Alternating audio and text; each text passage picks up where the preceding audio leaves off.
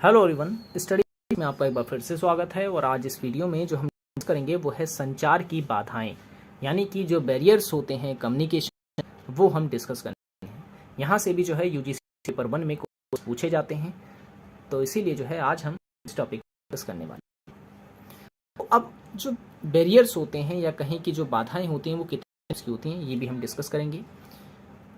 ठीक है, तो वीडियो अगर आपको पसंद आ रही है इस तरह की तो आप लाइक ज़रूर करें, क्योंकि आपके लाइक पे ही डिपेंड करती है आपकी आने वाली वीडियोस। अगर आप से ज़्यादा वीडियोस को लाइक कर रहे हैं तो जो है हमारा जो है हमें प्रोत्साहन मिलता है इस तरह की वीडियोस बनाने का। और उसके बाद अगर आपने हमारी पहले की वीडियोस को नहीं देखा है तो ज़रूर देखें, लिंक डिस्क्रिप्शन में है। हम लोग teaching aptitude research aptitude already कर चुके हैं। ठीक है, और ये हमारी कम्युनिकेशन की तीसरी वीडियो है। 2 वीडियो हम ऑलरेडी इसमें अपलोड कर चुके हैं। ठीक है, संचार की बाधाएं। ठीक है, संचार की बाधाएं हम 3 वर्गों में बांट सकते हैं।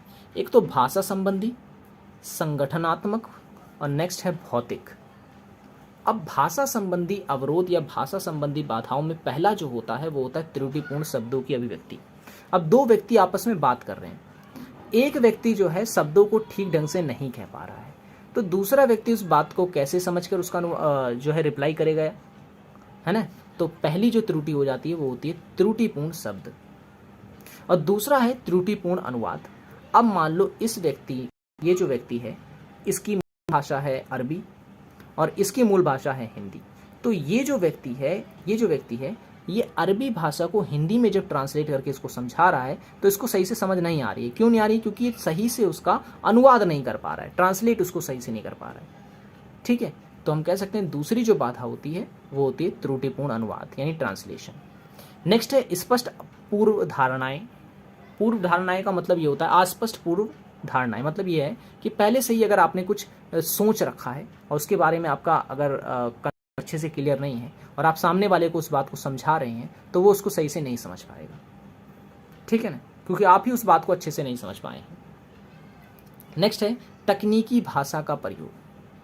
तकनीकी भाषा का प्रयोग का मतलब ये हो गया कि आपने देखा होगा कि जब आप डॉक्टर के पास जाते हैं तो डॉक्टर जो है वो एक अलग सी लैंग्वेज लिखता है जो आम लोगों की समझ के बाहर होती है। ठीक है, तो ये भी कहीं ना कहीं बाधा है संचार में। ठीक है ना, क्योंकि उस भाषा को सिर्फ और सिर्फ डॉक्टर्स और मेडिकल वाले ही समझ पाते हैं, कोई आम व्यक्ति नहीं समझ पाता है, तो कहीं ना कहीं ये भी बाधा है। तो तकनीकी भाषा का प्रयोग भी जो है कहीं ना कहीं संचार की एक बड़ी बाधा है। ठीक है, तो ये तो थे भाषा संबंधी अवरोध। अब संगठनात्मक संबंधी जो बाधाएं हैं, जो अवरोध हैं, वो कौन कौन से हैं संचार में? पहला है शोर। ठीक है, शोर जहां रहेगा वहां संचार कभी सफल नहीं हो सकता। समय और दूरी। अब मान लो कोई एक व्यक्ति जो है अमेरिका में बैठा है और एक व्यक्ति जो है दिल्ली में बैठा हुआ है, तो जो दूरी है इन दोनों के बीच में वो बार बार जो है बाधा बनेगी संचार में। ठीक है, और ऊपर से समय। ठीक है, तय मानकों के अनुसार जो है, तय मानक कह रहा हूँ मैं, कोई भी संचार जो होता है वो समय में ही ठीक रहता है, समय के ये कहते हैं लिमिटेड टाइम तक, उससे ज़्यादा हो तो वो फिर जो है बाधा बनने लग जाता है। और नेक्स्ट है भय। भय का यहाँ पर मतलब ये है कि जब भी हम लोग किसी एक व्यक्ति से बात करते हैं, ठीक है, और वो व्यक्ति जो है किसी ऊंचे तबके का है, तो हमारे अंदर एक भय होता है, हम अपनी बातों को सही ढंग से नहीं कह पाते हैं, तो ये भी कहीं ना कहीं बाधा है। नेक्स्ट है लक्ष्य विवाद। ठीक है, लक्ष्य विवाद का मतलब ये हो गया कि आप कहना कुछ और चाहते थे और कह कुछ और रहे हैं। ठीक है, तो ये भी जो है बाधा में आता है। तो ये सारी की सारी बाधाएं संगठनात्मक बाधा कहलाती हैं।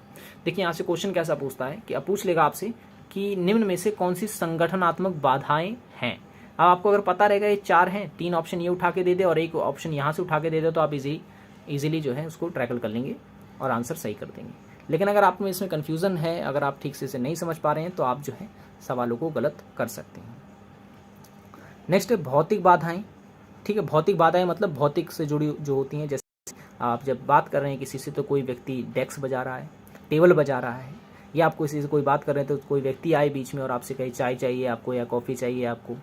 ठीक है, तो इस तरह की बाधाएं जो हैं वो भौतिक बाधाओं के अंतर्गत ही आती हैं।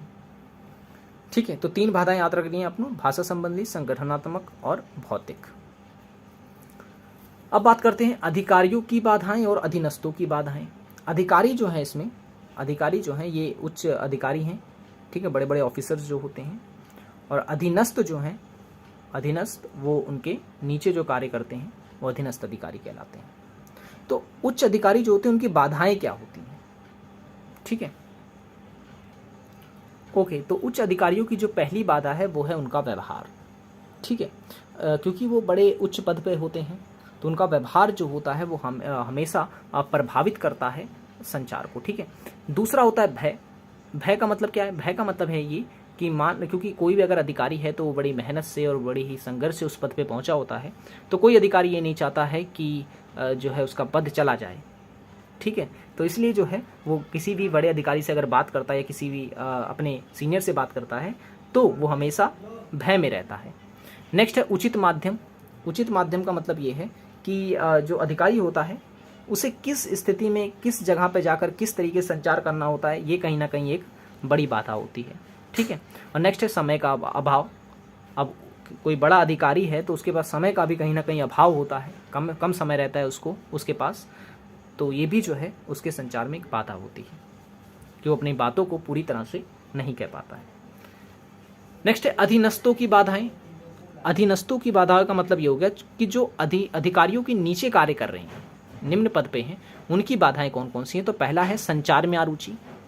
जो अधीनस्थ होते हैं यानी जो छोटे छोटे कर्मी होते हैं वो संचार में अरुचि रखते हैं, इंटरेस्ट नहीं रखते हैं वो, ठीक है। सबसे पहली बाधा तो उनकी यही होती है, वो नहीं बात करना चाहते हैं। नेक्स्ट है उचित प्रेरणा का अभाव। उनके अंदर कोई मोटिवेशन नहीं होता। उसके कुछ भी कारण हो सकता है उसके पीछे का, लेकिन उनके अंदर एक मोटिवेशन नहीं होता है संचार के प्रति, तो ये भी उनकी बाधा है। तो हम कह सकते हैं ये दूसरी बाधा है। और तीसरा है सुरक्षात्मक संचार। सुरक्षात्मक संचार का यहाँ पे मतलब ये है कि उनका जो संचार होता है वो सुरक्षित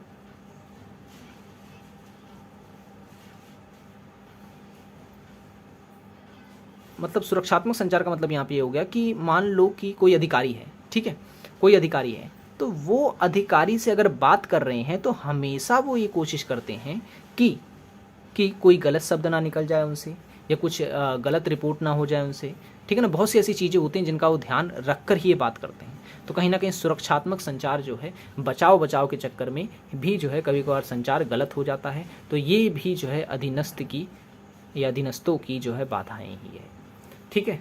तो ये सभी संचार की बाधाएं थी जो हमने आज डिस्कस की। आई होप ये वीडियो आपको पसंद आया होगा। वीडियो पसंद आया हो तो लाइक करें, चैनल को सब्सक्राइब नहीं किया तो ज़रूर कर लें, ताकि जब हम वीडियोस डालें तब आपको नोटिफिकेशन मिलता रहे। पहले की वीडियोस देखना चाहते हैं तो लिंक डिस्क्रिप्शन में है। मिलेंगे नेक्स्ट वीडियो में। Thanks for watching this video.